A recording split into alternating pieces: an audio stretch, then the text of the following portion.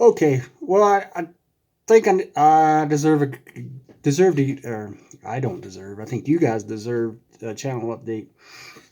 I'm sure y'all can tell that there ain't been no content or nothing uploaded in a while, and that's due to my job. My job sometimes is like, hey, I need you to go here and do this, and here's your 2 week notice. So get things ready and go. Kind of what happened to me this current situation. So I wasn't able to do a lot of filming before I left to sit here and edit video while I was gone to keep y'all some steady content. But so I'm going to give you kind of an update, just kind of like I'm, you know, the way I'm doing right now, is on the next major project that has to get done is finishing up the 91 Sonoma, getting that axle under the front end and getting it out of the garage, or at least where we can push it in and out of the garage, because it's holding up a lot of garage space, and we need to get that finished, get the Jeep axle under it. And I'm thinking about swapping it to taking the Chevy TBI system out of it and putting in like a Holley Sniper EFI system. And the only reason why I want to do that is to get it set up to the point to where when Kyle drives it and we get it down on wheels and tires, get it painted, get it looking good, and get it driving so he can drive it, is that later on we're going to do a V8 swap in it to where I can just go get a small block Chevrolet from somewheres and 4-barrel intake, and then swap everything off of the 4.3 onto the V8. Front pulleys and everything, so it's pretty much a direct bolt in, because it will still have the 700 R4 tranny, and with it being solid axle swap with the whole front end and cross members cut out of it, the V8 swap will be a lot easier. I won't even have to, probably won't even have to order custom motor mounts and stuff. I'll have to build some custom motor mounts, but it'll be easier and cheaper for me to do them instead of ordering the whole kit. And I probably won't have to worry about oil pan clearance and all that, because all of that mess is cut out already. But it needs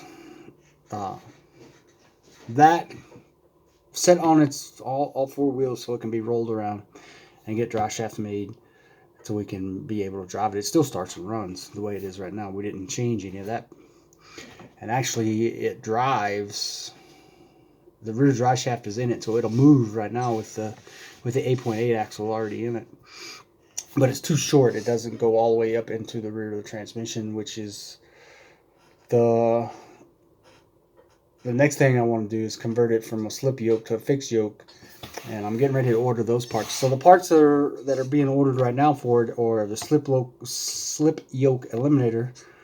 I got the Holley EFI kit in my shopping cart, but I'm not ready to pull the trigger on that one yet because of the fact that the truck still drives and runs and drives, so it doesn't really need it to get it out of the garage. So the whole passenger side needs to be replaced, the fender, door, and the bedside. When Luca wrecked it, he messed it up pretty bad, and that was one of the big reasons we were wanting to do the whole axle swap to begin with. But when I got back and saw how bad he wrecked it, he'd actually ripped the lower A-arm mount off the frame. He ripped it and twisted it to the point where I was like, all right, let's just cut it all out and start with our Jeep axle swap. And so as soon as I get that truck done and get it out, my F-250, I've got all the parts to convert it to a dually, and we've been wanting to do this dually swap. Well, I've been wanting to do this dually swap forever, but it's just always got pushback, pushback, and pushback. I should have did it first, because it's a direct pull one axle out, put the other axle in, bolt it in, put wheels and tires on, and drive it away. It's like literally everything bolts right back in. Rear dry shaft, I've found mixed reviews on whether it'll work or not, but that is something I'm still working on. I'm pretty sure it's all bolted in. Like I've got everything to do it, except for 4 tires. I was going to use the other 4 tires that are on my truck, but they're just starting to wear out, and I don't want to use them. Luca drove one of them, drove with a flat not flat tire, but low tire pressure on the front. It wore the one side of the tire out. And so there's those 4 tires just ain't no good. So I need to order 4 tires for that to make that swap be complete when I start it. And then that's where the fun starts. If we can get those 2 things done within a couple months, and I'm hoping in a couple weeks, I just gotta to get those out of the garage. That's where the fun starts. Like I want to get into building a hot rod. Another little toy. I picked up a 36 to 42. I can't remember the years because I'm still learning them and researching them, but I've got the later year of the Ford Banjo rear end out of the 40s. Let's just say 40 era Fords that used to have the fixed dry shaft in it. And now they make a kit now that you can pull all that dry shaft stuff out and bolt it on and make it a regular yoke rear end. And the reason why I bought that is because this hot rod, rat rod, whatever you want to call it that I'm getting ready to build, is that you're going to be able to see the rear end. So I wanted a cool rear end that you could see when you looked at when you saw it, you'd be like, cool, what is that? And it was not just your typical Ford 9-inch or Chevy 14 bolt or 8.8 out of a Ford. And there was 2 things. It was either one of those or a quick change that you see people run in late models, which is pretty cool. You can find those fairly cheap around my area. But what I paid for this Banjo style Ford rear end, it seals the deal once I got it. And I talked to the guy and then sent Luca after it to pick it up. He did me a good favor. It took him 3 hours to get to where it was, to pick it up and drop back. But that's the way the channel's going to go. Now, when I get home, the first week or so is me cleaning the garage. Like, my garage is a mess.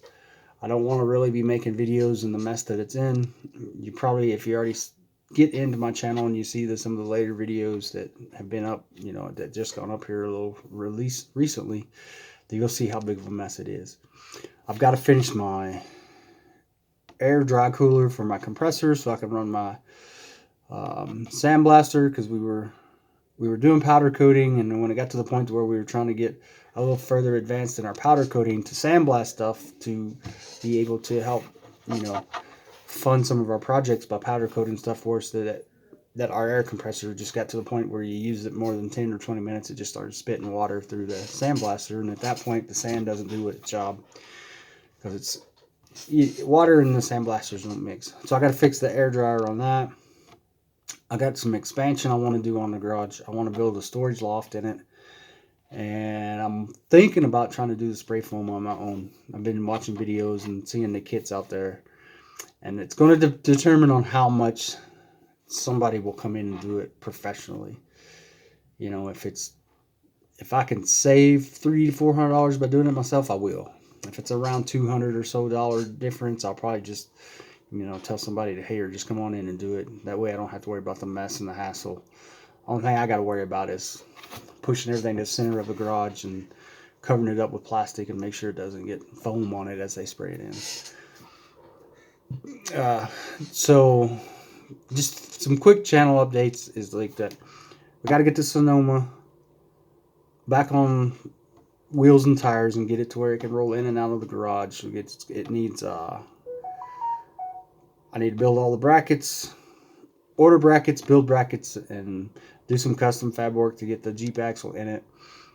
I think I have all the parts for that, except for a couple brackets that I need to measure and see if Ballistic Fab has them cheaper than I can make, which most of the time they do. That's where I got my coal mounts for the frame side. They were just way cheaper than I could make them. And so we get that, and then once we get that out, we're going to work on what we're going to call the tow pig, is the F-250. Get it dually swapped, get the bed and the axles swapped out, and I want to do it's a 2002, and I want to do the 2016 front end on it for swap. That way it just gives me a newer looking truck with a 7.3 that's still pretty reliable.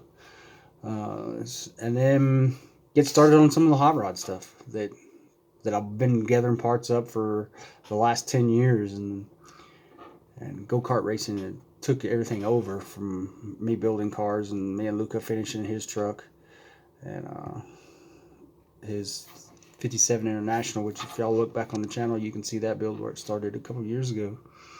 But go-kart racing just took our lives over, and we just couldn't do that and the go-kart racing and the job that I have. And so that's the channel update and what's coming with our projects. So hopefully you stick around and give me a chance to get home and make some more content and get things up. You're probably, like I said, you're probably going to see some, just for me to make videos and get everything up and do a lot of opinions and asking y'all a lot of questions about what should be done and how it should be done and what y'all would like for me to do.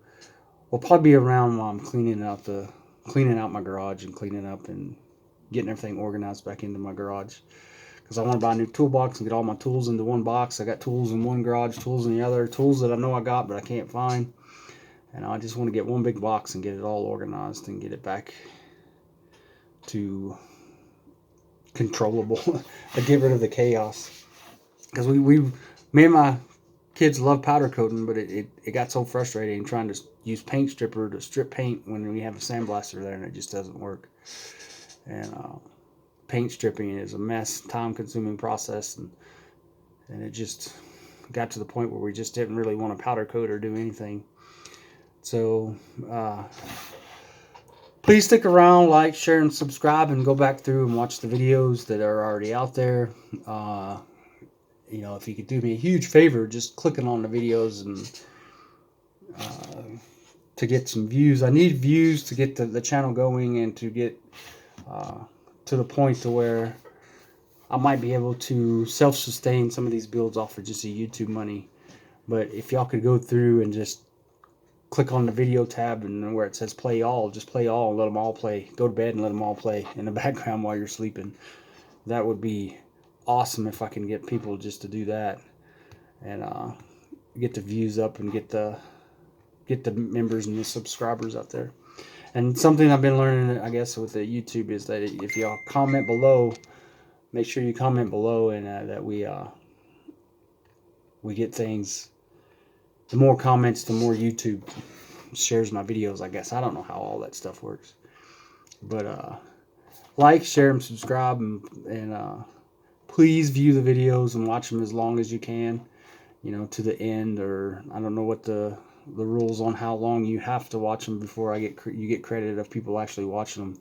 I can go in and see where people's been watching most of the videos for like 1 or 2 minutes. I know I'm a boring guy, and YouTube, this is new to me, and trying to make videos that y'all want to stick around and watch is, I don't know. If I can't get feedback in the videos, I don't know how to help make the videos better and what y'all want to see. So peace out. I'll try to get some more updates if I can on planned of project builds. If not, just please stick around.